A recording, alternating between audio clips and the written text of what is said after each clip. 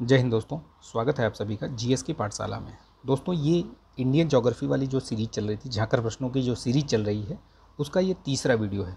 ठीक है, तीसरा पार्ट है। इसको देख लीजिए, आप पूरा लाइक कीजिए, शेयर कीजिए दोस्तों में। बहुत ही सॉलिड प्रश्न करवाए हैं इसमें मैंने, ऐसे प्रश्न जो कि आने की संभावना जिनकी बहुत अधिक है। पीसीएस प्री का जो एग्ज़ाम डेट है वो 14 मई ही है। तैयारी करते रहिए आप। आपका जो एडमिट कार्ड है वो भी एक दो दिन में आ ही जाएगा। 10 से 12 दिन पहले आ जाता है नॉर्मली। तो आप मान के चलिए कि आपका ये फर्स्ट वीक में, मई के फर्स्ट वीक में ही आ जाएगा। मंडे या ट्यूसडे में या थर्सडे में आ जाएगा। ट्यूसडे वेडनेसडे में आ ही जाएगा। ठीक है, तो चलिए, खैर वो तो रूटीन पार्ट है, वो चलता रहेगा। आप अपनी पढ़ाई करते रहिए। ठीक है, वीडियो को लाइक कीजिए यार, शेयर कीजिए। आप लोग लाइक शेयर सब्सक्राइब नहीं कर रहे हैं। देखिए, आप करेंगे, लाइक शेयर सब्सक्राइब करेंगे तभी मोटिवेशन मिलेगा और मैं अच्छे तरीके से और वीडियो बना सकता हूँ। अदरवाइज़ आप नहीं करेंगे तो फिर मेरे लिए मुश्किल हो जाएगा। सो प्लीज़ इसको लाइक कीजिए, शेयर कर दीजिए दोस्तों के बीच में, और चैनल पर नए हैं तो सब्सक्राइब करके वो बेल आइकन जो दिख रही है उसको भी प्रेस कर लीजिए ताकि वीडियो का नोटिफिकेशन आपको मिलता रहे। चलिए शुरू करते हैं इसको फटाफट, बहुत तेज़ी के साथ कवर करते हैं इसको।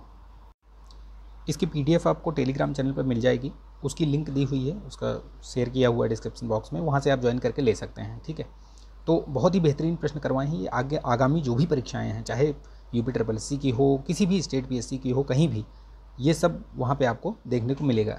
ठीक है, जहाँ भी इंडियन ज्योग्राफी या ज्योग्राफी से प्रश्न पूछे जाएंगे, ये सारे प्रश्न आपको देखने को मिलेंगे। तो इसलिए ये सभी के लिए महत्वपूर्ण है और इसको ध्यान से देखिए, लाइक कीजिए, शेयर कीजिए। ठीक है, चलिए शुरू करते हैं फटाफट। देखिए, इसमें पूछ रहा है हिमालय की निम्नलिखित पर्वत श्रेणियों का उत्तर से दक्षिण, यानी कि ऐसे।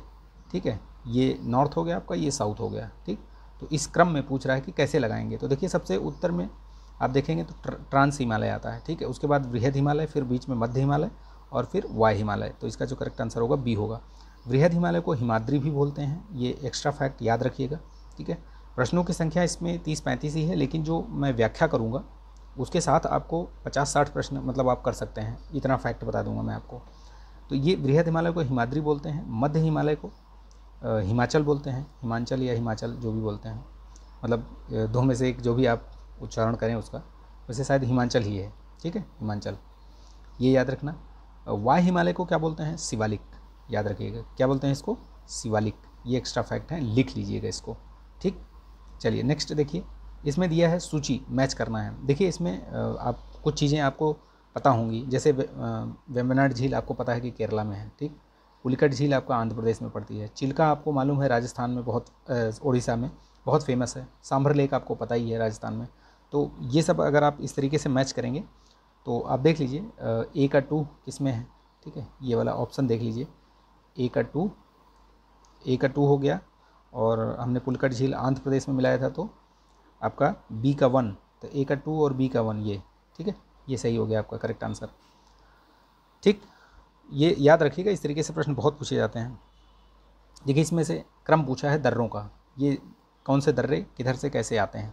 ठीक है, हो सकता है 2-4 प्रश्न, 1-2 प्रश्न आपके रिपीट हो रहे हों, तो घबराइए नहीं उन पर। ठीक है, उनको देख लीजिएगा आप, रिवीजन हो जाएगा आपका। तो ये क्रम याद रखिएगा, सबसे पहले थाल घाट आता है, फिर भोर घाट, फिर पाल घाट। ठीक है, इसका जो क्रम है, क्योंकि ये बहुत पूछा जाता है। और इसके बाद एक और आता है सेन कोट्टा, तो वो सबसे लास्ट में है। कहीं ऐसा लिखा हुआ मिल जाए बीच में सेन कोट्टा, तो आप उसको मतलब समझ के घबरा मत जाइए उसको देख के। ठीक है, तो ये याद रखिएगा, पहले थाल, फिर भोर, फिर पाल, फिर सेन कोट्टा। सेन कोट्टा सबसे दक्षिण में है। ठीक, याद रखिएगा इस चीज़ को। चलिए आगे बढ़ते हैं। देखिए, इसमें ये वर्षा जो लोकल ये होती है ना, वर्षा कहाँ पे क्या बोलते हैं, जैसे आम्र वर्षा कहाँ पे है, तो ये केरल और कर्नाटक में इसको बोली जाती है। ठीक है, ये बौछार टाइप की पड़ती है। ठीक है, नॉर्वेस्टर ये आपके पश्चिम बंगाल में है, काल वैसाखी आपकी असम में, और ये लू आपका ये जो है ये पंजाब और हरियाणा में, यानी इधर जो नॉर्थ में है, इधर इनको ये इधर पड़ती है ये। ठीक है, तो ये याद रखिएगा, स्थानीय तूफान हैं ये, इनको इसी तरीके से बोला जाता है। ठीक, चलिए, तो इसका जो करेक्ट आंसर होगा ये मैच कर लीजिए आप, है ना। देखिए, इसमें वनस्पति दी हुई है और उसके पेड़ कौन से उसमें पाए जाते हैं, कौन से पेड़। तो अगर आपने थोड़ा पढ़ा होगा, आपको बेसिक चीज़ें अगर पता है, तो देखिए, जैसे उष्णकटिबंधीय सदाबहार में आपका क्या आता है, एबोनी, है ना, ये सब आते हैं। आपका कांटेदार वृक्ष में ये बबूल वगैरह हो गया, है ना। अल्पाइन में ये आपका फर हो गया, ये अल्पाइन में। तो अगर इस तरीके से देखेंगे आप, ये जो मैच करेंगे, तो आपको आंसर आपका मिल जाएगा। देख लीजिए इसमें से, जैसे सी का मैंने 1 लगाया था, तो सी का 1 देख लीजिए किसमें, एक ही में है ही है सी का 1, आपका करेक्ट आंसर मिल जाएगा। ये एलिमिनेशन मेथड से भी आप इसी तरीके से करिए एग्ज़ाम में, आपको सब मैच नहीं करना है। यहाँ तो मैं आपको बता रहा हूँ कि ये इसका है, ये इसका है, ये इसका है। एग्ज़ाम में आप एक पकड़िए, एक अगर आपको पकड़ में आ गया, राउंड करिए, गोला मारिए, साथ साथ में निकल लीजिए, आगे बढ़िए, ठीक है। इसमें देखिए प्रश्न फिर से पूछा है, इसमें हिमालयी दर्रों का ये क्रम पूछा है, इसमें भी वही उत्तर से दक्षिण वाला क्रम पूछा है, तो याद रखिएगा इस चीज़ को भी। देखिए कौन कौन सा क्रम है, कैसे उत्तर से दक्षिण, सबसे ऊपर उत्तरी सबसे लानक, फिर चांग, फिर इमिस, और ये सिपकीला। सिपकीला आपको पता है कहाँ है, ये हिमाचल प्रदेश में पड़ता है सिपकीला, ठीक है। सिपकीला से ही सतलज नदी जो है वो भारत में प्रवेश करती है, ठीक है, इसी दर्रे से आती है, भारत में प्रवेश करती है। कौन से, ये भी प्रश्न बनता है, तो सिपकीला से। और ये सब लद्दाख में पड़ते हैं, ये चांगला, लानकला, इमिसला, ये सब लद्दाख में है, ठीक है। रुद्रप्रयाग में किन नदियों का संगम होता है? तो रुद्रप्रयाग में देखिए, इसका एक रुद्रप्रयाग में संगम नहीं पूछ रहा है कि ये किस नदी के उस पर संगम पे अवस्थित है। तो देखिए वैसे तो इसमें अलकनंदा और मंदाकिनी के संगम पे अवस्थित है। ये जो अलकनंदा है नदी, इसमें बहुत सारी नदियाँ, ये जब चलती है इसके साथ साथ बहुत सारी नदियाँ इसमें आकर जगह जगह पर मिलती हैं, चाहे वो लेफ़्ट से या राइट से, ठीक है।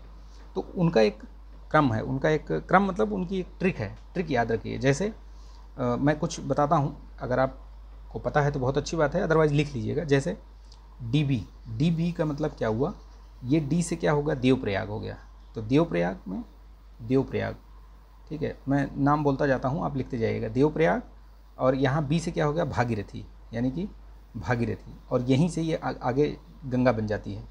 अलकनंदा से, ये मैं अलकनंदा से बता रहा हूँ कि अलकनंदा में कौन कौन नदियाँ कहाँ पे किस स्थान पे मिलती हैं। तो देवप्रयाग में भागीरथी मिलती है, ये ध्यान रखना, और यहीं से आगे फिर ये गंगा हो जाती हैं ऐसे, ठीक है, आगे जो मिलती हैं देवप्रयाग में, यानी कि डी बी याद रखना, डी बी, देवप्रयाग, भागीरथी। और मिलती किस में है, वो अलकनंदा में ही एक ही नदी है, वो अलकनंदा, उसी में सब मिलती रहती हैं, ठीक। वीडी हो गई, वीडी, तो ये क्या है, विष्णुप्रयाग। विष्णुप्रयाग में कौन सी, धौली गंगा, मैं अब नाम लिख लीजिएगा, मैं बोल दे रहा हूँ, धौली गंगा लिख लीजिएगा, ठीक है। केपी, कर्णप्रयाग में कौन सी मिलती है, ये केपी, पिंडर, ठीक है, पिंडर, कर्णप्रयाग में पिंडर। और एनएन क्या है आपका, नंदाकिनी में, मतलब ये नंदप्रयाग में नंदाकिनी, तो एनएन। इस तरीके से 4-5 जो हैं, अगर आप इनको याद रखेंगे तो आपको बहुत सही तरीके से याद रहेगा ये चीज़, ठीक है। तो रुद्रप्रयाग इसका जो करेक्ट आंसर होगा वो अलकनंदा और मंदाकिनी इस पे है, ठीक है, मंदाकिनी के उसमें पड़ता है ये, ठीक है। चलिए आरएम, इसको आरएम, ये वाला जो पोर्शन है इसको आरएम बोलते हैं, रुद्रप्रयाग, मंदाकिनी, ठीक है। तो जो चीज़ें मैंने बताई हैं, वीडी, केपी, ये सब याद रखिएगा। चलिए नेक्स्ट देखिए, कौन सी नदी डेल्टा नहीं बनाती है? तो देखिए गंगा भी बनाती है, आपको पता है, गंगा और आपका ब्रह्मपुत्र मिल करके सबसे बड़ा, जो विश्व का सबसे बड़ा डेल्टा है वो बनाती हैं, ठीक है, वो ध्यान में रखिएगा, ठीक। गोदावरी भी बनाती है, महानदी भी बनाती है, ताप्ती नहीं बनाती, ताप्ती क्योंकि इधर इस तरफ बहती है, ये एस्चुरी का निर्माण करती है, ठीक है। बेसिकली जो प्रायद्वीपीय नदियाँ जो इस तरफ बहती हैं वो अरब सागर में जो अपना जल गिराती हैं, वो कोई भी आपका ये डेल्टा नहीं बनाती हैं। उसके कई सारे रीज़न हैं, ठीक है। एक तो पहला रीज़न ये है कि इनकी लंबाई बहुत छोटी होती है, ठीक है, जल, और ये जो जहाँ पे जब बह रही हैं, मतलब वहाँ पे बहुत ही कठोर ज़मीन है नीचे, मतलब जो पत्थर है वो बहुत कठोर है, ठीक है, वो मतलब वहाँ से उनका जो लेके आती हैं ये सब अपर्दन करती हुई, ठीक है, माल मलबा, वो सब बहुत कम लेके आती हैं, और इनकी स्पीड बहुत तेज़ होती है क्योंकि ढलान है। आप अगर देखेंगे तो ये पश्चिमी घाट जो है ना वो काफ़ी हाइट में है, तो ये ढलान इधर बहुत ज़्यादा है, तो ढलान मतलब तेज़ी से आती हैं और तेज़ी से आके अरब सागर में अपना जल गिरा देती हैं, ठीक है। और इधर जो अरब सागर वाला जो ये पोर्शन है वो थोड़ा गहरा भी है, तो इसलिए ये सब एस्चुरी का निर्माण करती हैं, डेल्टा का निर्माण नहीं करती। कौन कौन सी हो गई, इधर तापी हो गई, नर्मदा हो गई, ये सब हो गई, और भी नदियाँ हैं, बहुत सारी हैं, ठीक। सबसे ज़्यादा तटीय लवणीय मृदा कहाँ पे पाई जाती है? तो गुजरात में पाई जाती है, याद रखिएगा। और अगर क्षारीय मृदा की बात की जाए तो कहाँ पाई जाती है? क्षारीय मृदा सब सर्वाधिक यूपी में, तो ध्यान रखिएगा, ठीक है। क्षिप्रा नदी निम्नलिखित में से किसकी एक सहायक नदी है? ये क्षिप्रा नदी, तो देखिए क्षिप्रा नदी ये चंबल की सहायक नदी है बेसिकली, ठीक है। छिप्रा ये उज्जैन जो शहर है, उज्जैन महाकाल, वो इसी नदी के किनारे है, याद रखिएगा। अभी महाकाल कॉरिडोर का भी उद्घाटन हुआ है ना, तो ये याद रखिएगा, उज्जैन इसी के किनारे है, छिप्रा नदी में। ठीक, ध्यान रहेगा क्योंकि प्रश्न हो सकता है यही पूछ लिया जाए। हिमालय के अपवाह तंत्र में कौन सी नदी तंत्र शामिल नहीं है? तो देखिए, जैसे हिमालयी अपवाह तंत्र यानी कि जो हिमालय से निकलने वाली नदियां हैं वो, और आपका इधर जो प्रायद्वीपीय नदियां हैं, ये दो अपवाह तंत्र मतलब काम करते हैं, चलते हैं मतलब। तो जैसे हिमालय में आपको पता है कि हिमालयी नदियां हो गई, उधर सिंधु मेन नदी एक हो गई, फिर गंगा हो गई एक, ठीक है, फिर इधर ब्रह्मपुत्र हो गई। तो ये सब 3 जो मुख्य नदियां हैं इधर वाली, ये हिमालयी हो गई। और इधर बाकी आपकी कृष्णा, गोदावरी, ये सब हो गई ना, कावेरी, बहुत सारी हैं, पेन्नार, ये सब, वैगई, बहुत सारी हैं इधर प्रायद्वीपीय में। तो सबका अपना अलग अलग अपवाह तंत्र है। अपवाह तंत्र का मतलब होता है कि जो मुख्य नदी है, मुख्य नदी के साथ उसकी ट्रिब्यूटरीज जो हैं, ठीक है, शाखाएं, वो जो आकर मिल रही हैं उनमें, उन सब से, तो वही होती है। तो इसमें पूछ रहा है कि हिमालयी कौन सी नहीं है इसमें। तो देखिए, मैंने बताया आपको, गंगा है, ब्रह्मपुत्र है, सिंधु है, महानदी नहीं है। ठीक है, महानदी का अलग अपवाह तंत्र है। ठीक है, ये प्रायद्वीपीय इसमें आती है, हिमालय से नहीं निकलती बेसिकली। ठीक, तो ये याद रखिएगा। ठीक है, चलिए नेक्स्ट बढ़ते हैं प्रश्न। लाइक कर दीजिएगा यार, लाइक कर दीजिएगा, शेयर कर दीजिए दोस्तों में। ठीक है, जोजिला दर्रा जास्कर श्रेणी में स्थित है एवं लेह व श्रीनगर को जोड़ता है, तो ये बिल्कुल सही बोल रहा है। ठीक है, काराकोरम दर्रा लद्दाख क्षेत्र में स्थित भारत का सबसे ऊंचा दर्रा है जो भारत और चीन को जोड़ता है। तो ये दोनों कथन सही हैं, इनको एज इट इज़ याद कर लीजिएगा। ठीक है, सी इसका करेक्ट आंसर होगा। निम्नलिखित में से सिंधु की कौन सी सहायक नदी पीर पंजाल से निकलती है? देखिए, ये जो पीर पंजाल से निकलने वाली बात है, इसमें ये जितनी भी नदियां हैं, ये सब कहीं ना कहीं किसी न किसी श्रेणी से निकलती हैं। ठीक, इसको याद रखिएगा। ठीक है, तो इसमें जो पीर पंजाल श्रेणी से निकलती है वो है आपकी झेलम।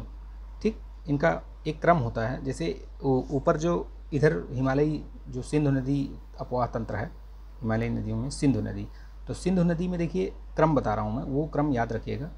ICJ पहले भी बताया मैंने, RBS, ये उत्तर से दक्षिण पूछा जाता है, उत्तर से दक्षिण। ठीक है, ये क्रम पूछा जाता है। तो इंडस हो गया, सिंध हो गई, फिर चिनाब हो गया, झेलम हो गया, रावी हो गई, ब्यास हो गया, सतलज। सतलज आपका सबसे मतलब दक्षिणतम पड़ती है इनमें। ये क्रम याद रखिएगा, कई बार क्रम पूछ लेता है, तो ये याद रखिएगा। ठीक है, पीर पंजाल से वो निकलती है आपका झेलम। कावेरी नदी किन राज्यों के से गुजरती है? तो ये याद रखिएगा, कर्नाटक, केरल, तमिलनाडु। ठीक, इन्हीं के बीच लगभग इनका विवाद भी है, एक इनके बीच में और भी है, पुदुचेरी भी है। ठीक है, निम्नलिखित में से कौन सी नदी नेपाल भारत के मध्य सीमा बनाती है? तो ये काली नदी बोलते हैं इसको, काली गंगा भी बोलते हैं। ठीक है, पिथौरागढ़ से वैसे इसका उद्गम होता है, ये काली गंगा भी बोलते हैं। ये आपके सीमा बनाती हुई चलती है। ठीक है, याद रखिएगा। करेवा ये हिमानीकृत वेदिकाएं कहाँ पाई जाती हैं? तो बेसिकली ये झेलम नदी, झेलम घाटी में पाई जाती हैं, जो कश्मीर घाटी है बेसिकली। ठीक है, ये बागवानी के लिए फेमस है, और इसमें स्पेशली आपने देखा होगा कि यहाँ पे केसर वगैरह की खेती बहुत होती है। ठीक, तो ये याद रखिएगा। ठीक है, निम्नलिखित पर्वत श्रेणियों का दक्षिण से उत्तर की ओर क्रम। तो देखिए, इनका भी एक क्रम है। क्रम कैसे है मैं बताता हूँ आपको। इनका क्रम ये है कि आप KLJPD, KLJPD है ना, तो ये क्रम याद रखिएगा आप, KLJPD। ठीक है, तो ये जैसे आप ऊपर, सबसे ऊपर काराकोरम, फिर लद्दाख, फिर जास्कर, फिर आपका पीर पंजाल, और फिर धौलाधर। तो अब देखिए, इनमें से उत्तर, दक्षिण से उत्तर पूछ रहा है, यानी कि नीचे से ऐसे ऊपर की तरफ। तो धौलाधर इसमें है कहीं? इसमें धौलाधर है नहीं कहीं। पीर पंजाल है इसमें, तो पीर पंजाल है, सबसे पहले ये आएगी आपकी पीर पंजाल। फिर जास्कर है इसमें, तो दूसरे नंबर पे जास्कर आ जाएगी। ठीक है, ये जास्कर हो गया। फिर लद्दाख, तो ये लद्दाख तीसरे नंबर पे आ जाएगी। फिर आपका ये सबसे ऊपर काराकोरम, यानी कि ये चौथे नंबर पे। तो अगर आप क्रम बनाएंगे तो 4 2 3 2, मतलब 4 1 3 2 ऐसे करके देखिए क्रम बन जाएगा आपका सबसे नीचे। ठीक है, ये दक्षिण से उत्तर की ओर, दक्षिण से, हाँ, तो दक्षिण से उत्तर की ओर यही क्रम बनेगा। इसमें क्रम लेकिन सही दिया नहीं हुआ है। देखिए, इसमें उत्तर से दक्षिण दे दिया है क्रम, ठीक है। ये जो क्रम दिया है ना, इसमें आपको मैंने जो बताया वो याद रखिएगा बस। इसमें जो दिया हुआ है ये गलत दिया हुआ है। इसमें जो क्रम बनेगा ये उत्तर से दक्षिण का दिया हुआ है, नॉर्थ टू साउथ दिया हुआ है। जबकि पूछ क्या रहा है इसमें, पूछ रहा है इसमें दक्षिण से उत्तर, तो यानी कि नीचे से ऊपर जाना चाहिए। तो नीचे से ऊपर जाने में आपका ये इस तरीके से आपके आएंगे जो मैंने अभी बताया आपको। तो इसमें कोई वो बैठ रहा है, इसमें देखो सबसे पहले पीर पंजाल आना चाहिए, मैंने बताया ना कैसे, आप देख लीजिए फिर से, KLJPD। तो धौलाधर तो है नहीं, सबसे पहले पीर पंजाल यानी कि 4, तो पहले इसमें 4 कहीं आ ही नहीं रहा है, पहले स्थान पे कहीं 4 आ ही नहीं रहा है, तो ये ऑप्शन गलत है, ठीक है। आपको मैंने जो बताया उसी तरीके से आप उसको याद रखिएगा। देखिए इसमें पहाड़ियाँ और अवस्थिति पूछा है, तो देखिए बहुत इजी तरीके से चीज़ों को मैं बता रहा हूँ, इनको समझ के आप एकदम दिमाग में बिठा लीजिए, ठीक है। मैपिंग भी कर लीजिए इनको, तो इससे क्या है आपको याद रहेंगे। जैसे लुसाई आपका ये मिज़ोरम में पड़ती है, ठीक है। अबोर ये जो है आपका अरुणाचल प्रदेश में, खासी आपका ये मेघालय में, और रेगमा आपका ये असम में, ठीक। ये याद रखिएगा। इसका जो करेक्ट आंसर हो जाएगा आपका कौन सा हो जाएगा आपका, ये सी, ठीक है। 3-2-3-1-2-4 यानी कि जो बताया मैंने, खासी गारो खासी जयंतिया ये यहाँ पे मेघालय में है। अबोर ये अरुणाचल प्रदेश में। अबोर में देखना एक मतलब 4 श्रेणियाँ हैं, उनका क्रम याद रखिएगा, वो बहुत अच्छी ट्रिक है। डीएम साहब जो ना वो एएम यानी एएम सुबह उठते हैं, डीएम साहब एएम यानी सुबह उठते हैं, तो याद रखिएगा। तो डीएम का मतलब हुआ कि ये डाफला, मिरी, अबोर, मिसमी, इनका क्रम याद रखिएगा, डीएम एएम। ये भी कई बार पूछ लेता है पूर्व से पश्चिम या पश्चिम से पूर्व, तो इसका भी क्रम याद रखिएगा, डाफला पहले, फिर मिरी, फिर अबोर, फिर मिसमी, ठीक। तो ये क्रम है उनका, ध्यान रखिएगा इस चीज़ को। बहुत सारे प्रश्न मैं आपको ऐसे ही फैक्ट्स बता दे रहा हूँ। देखिए इसमें से किस राज्य की सीमा म्यांमार से नहीं लगती, तो ये त्रिपुरा है। भाई त्रिपुरा तो आपने देखा होगा कि ये बांग्लादेश से 3 तरफ से घिरा हुआ है बेचारा, तो कहाँ से इसकी सीमा लगेगी म्यांमार से। बाकी सबकी लगती है लेकिन ये इससे नहीं लगती, ठीक है। इसकी जो सीमा है वो 3 तरफ से घिरी हुई है, और इसको क्या बोलते हैं, जीरो लाइन, ठीक है, 0 डिग्री सीमा उसको बोलते हैं, याद रखिएगा। नेक्स्ट देखिए इसमें कौन सा ब्लॉक पर्वत का उदाहरण नहीं है इसमें, तो देखिए इसमें कौन सा ब्लॉक पर्वत नहीं है, सतपुड़ा है, इसमें ये भी है, ये भी है, पश्चिमी घाट, ठीक है, इसमें पश्चिमी घाट, ये आपका नील, ये इसमें और क्या है क्या, अच्छा ये ऐसे पूछा है निम्नलिखित में से कौन सा आपका ये ब्लॉक पर्वत नहीं है, तो ये अरावली नहीं है। ब्लॉक पर्वत का मतलब क्या होता है, देखिए ब्लॉक पर्वत का मतलब ये होता है कि जैसे ये जो प्लेटें होती हैं ना, प्लेटें जब आपस में, जैसे ये हैं, ये 2 प्लेट है मान लो, तो इनमें से कोई एक प्लेट नीचे धंस गई, या ठीक है, या कुछ ऐसा हुआ कि वो थोड़ा सा अप डाउन हो गई, तो वो ब्लॉक पर्वत हो गया। तो ये सब ब्लॉक पर्वत के उदाहरण है। लेकिन अरावली ऐसा नहीं है, अरावली जो है वो ब्लॉक पर्वत का उदाहरण नहीं है, ठीक है। और ये भी याद रखिएगा एक फैक्ट कि अरावली जो है वो सबसे प्राचीन पहाड़ी है, ठीक है, पर्वत श्रृंखला है, ये पूछा भी गया है, ठीक, याद रखिएगा इस चीज़ को। अरावली सबसे प्राचीन ये है पर्वत श्रृंखला, तो इसका भी ध्यान रखिएगा, ठीक है।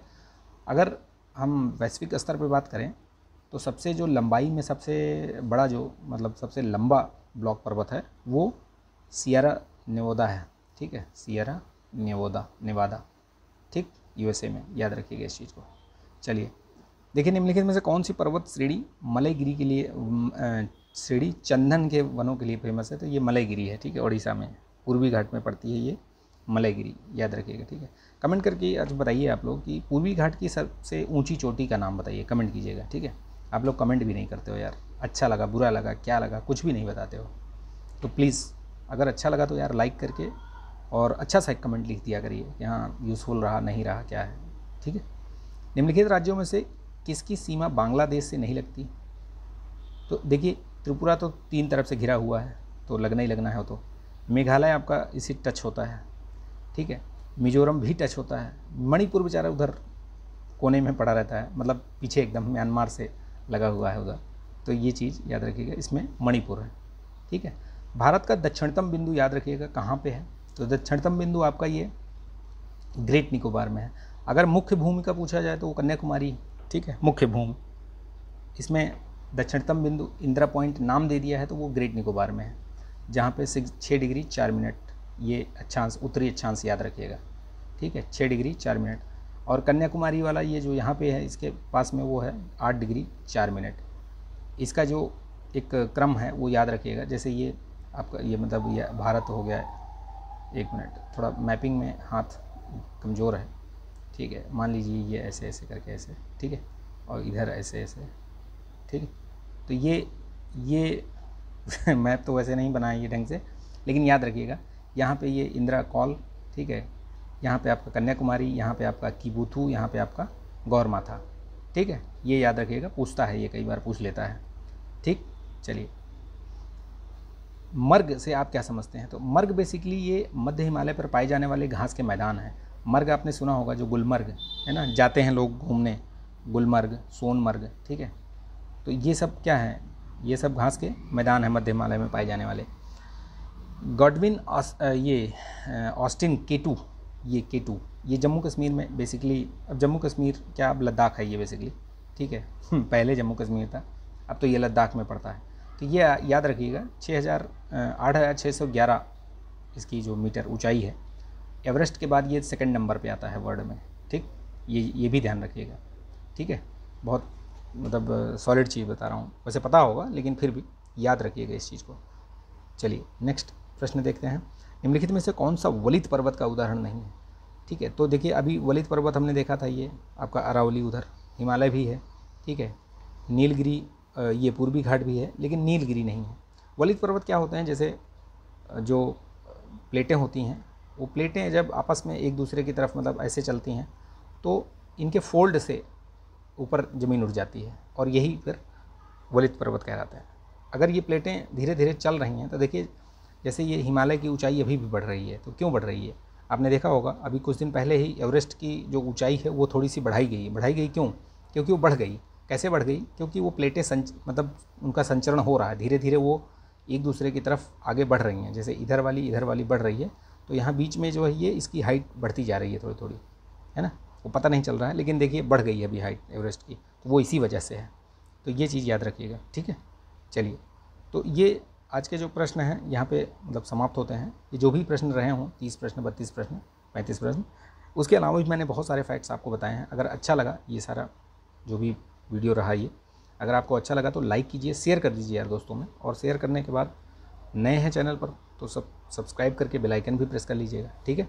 और बताइएगा कमेंट करके कि कैसा लगा ये आपको वीडियो, ठीक है। अच्छा लगा, बुरा लगा, फ्रूटफुल है कि नहीं है, मैं ऐसे ही बनाए चला रहा हूँ, आप लोग कुछ फीडबैक देते ही नहीं हो। चलो ठीक है, फिर मिलते हैं। जय हिंद।